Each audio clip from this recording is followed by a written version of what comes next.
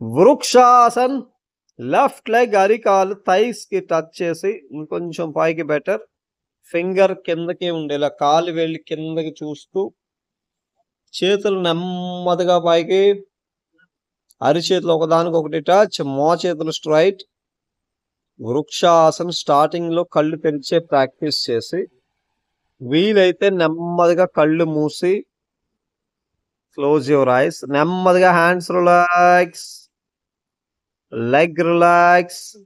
Same opposite leg practice. Vrikshasan right leg పైకి తీసుకెళ్తూ రెండు చేతులు పైకి.